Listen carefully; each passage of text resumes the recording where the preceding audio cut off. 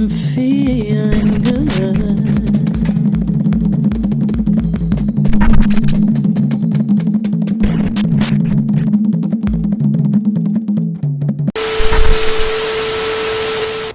Did y'all know that during the First World War, when the black soldiers were sent away on deployment, they would send money home to their wives, enough so that they didn't have to work?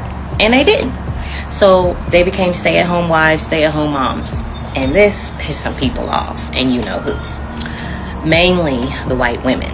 Because now, all of a sudden, all these black women were staying at home and not working and taking care of their families. And they were pissed because they lost their maids, their cooks, and all the other domestic workers.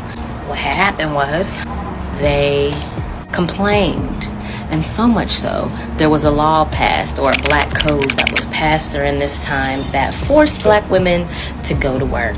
They had the nerve to complain and call black women loafers and lazy. Sound familiar? Sound like today's times, right?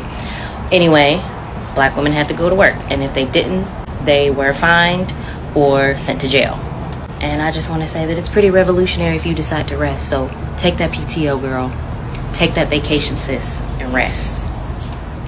Y'all know what amazes me? Is how beautiful black women are. No, I'm lying, it don't amaze me.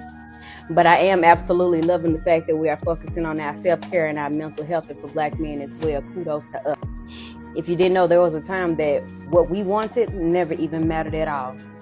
So what I'm talking about is the fact that black women were forced into the labor force, and if they were not seeking a job, or did they not have a job, then they would be fined or heavily jailed, or heavily fined and jailed, either way. During the World War I, our men were out there on the battlefield sacrificing their life for a country who wouldn't even give us the respect that we deserve. Our women were actually at home taking care of things, making sure our children were being taken care of, educating them, making sure our homes were safe. But you know, because of that, white women were getting upset because they didn't have anybody to work for them. And so they went on ahead and they complained. Their complaints, you know what the city did? They placed the city ordinance requiring black women to find a job. So this not only messed our homes up, but we are back into the homes of the people who have oppressed us, and now we are required by law to do so, when at first we were forced, and now we're being forced again. We're just doing it in a different type of way. And here's a piece of that evidence in this article right here. It says, regardless of whether they want to or have to, able-bodied Negro women in Greenville who are not regularly employed are to be put to work, put in jail, or fined heavily. At a special meeting yesterday afternoon, City Council discussed the situation with regard to this class of loafers at some length. And it seemed that all members of council were agreed that steps should be taken to compel them to engage in some useful occupation. It was decided that an ordinance similar to the one now in force requiring all able-bodied men to work at least 5 days per week should be passed with regard to these women. Forced into the labor force, but I guarantee you our pay was not the same, which is no different from what today's society is still talking about. So kudos to us for deciding what we want to do with our lives for us, for taking care of ourselves for us, for being who we want to be for us, because for so long we had to be for them, but we could never be for ourselves. Just remembering the time that white women were so lazy they couldn't be on housework, so instead of them letting black women have the same luxury of being able to stay home and care for our families as we hadn't been able to do for at least a couple 300, 400 years before this point, they made laws, they had their men make laws and legislation to force us to work, because again, their men were also too insecure to contend with the idea that black men would ever pull in the same amount of money as them or be just as valued for the labor that they were contributing to the workforce. That's right. As with most instances, when left to our own devices, black people actually found ways to thrive, and we didn't have to be forced into servitude in order to desire to work. Many black men were entering the military for the means of trying to integrate into society, try to contribute back to this country, even though the country had given nothing to them, trying to make money to care for their families and maybe gain a foothold in the world after being born a generation outside of forced servitude, and some of them even experienced slavery firsthand. They didn't have to be forced. They actually wanted to. They signed up for the military, were trying to fight for their country and provide for their wives and children back home. And because the government was actually allowing this and, giving them a little bit of money because they were giving them an allowance that was going back home to their wives.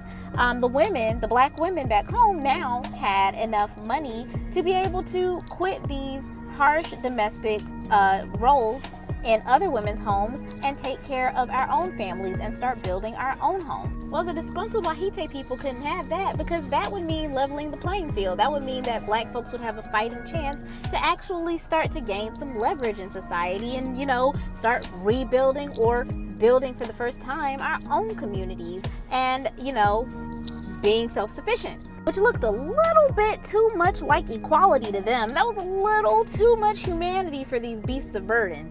So if you see here, basically it says, and I gotta get close, y'all, because y'all know I can't see. But basically it says, Negro women to be put to work, a city ordinance will be passed requiring them to be regularly employed.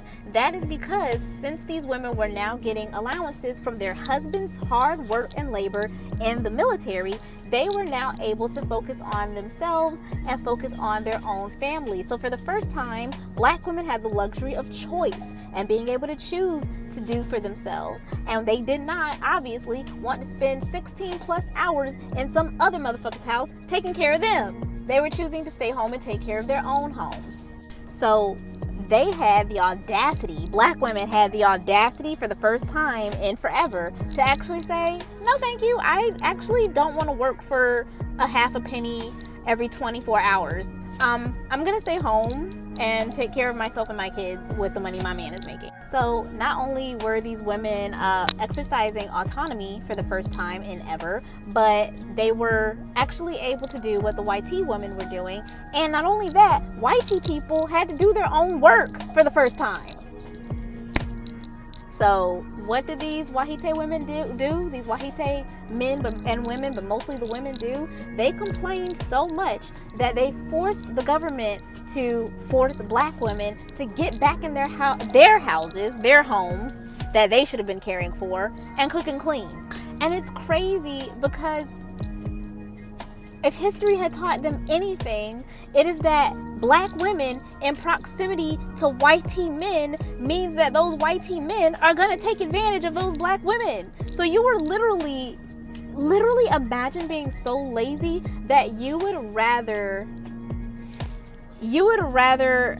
I'm sorry, I had to gather my thoughts because this is incomprehensible to me, but I also have to remember that a lot of these women didn't even like their own husbands, so I guess they figured the less I have to do for him, the better.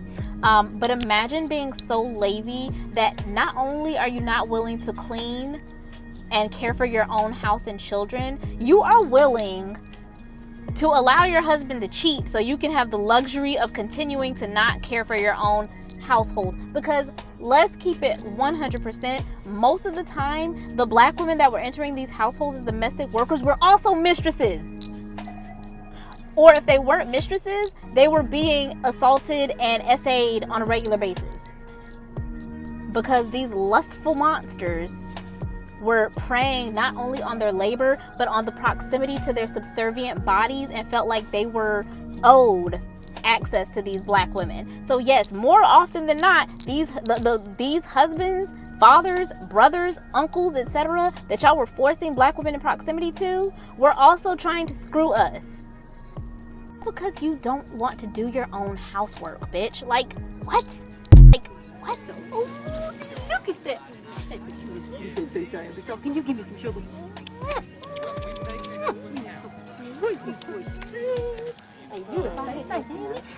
Miss Millie, always going on over the cup. You children are so clean. Would you like to work for me? Be my maid?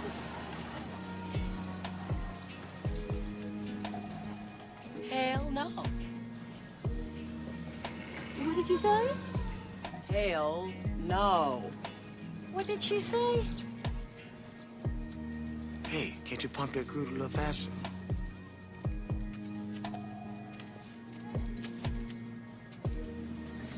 Gal, what did you say to Miss Millie? I said hell.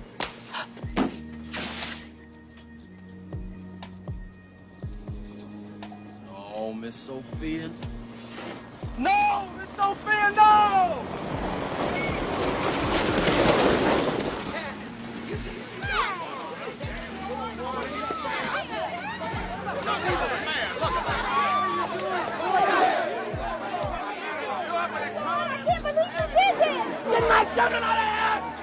home! Get my children home! Get my children out of here! You black slut! Who do you think you are?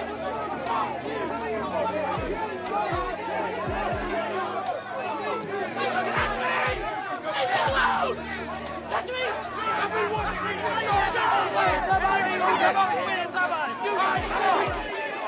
Who you think you are, you fat nigga?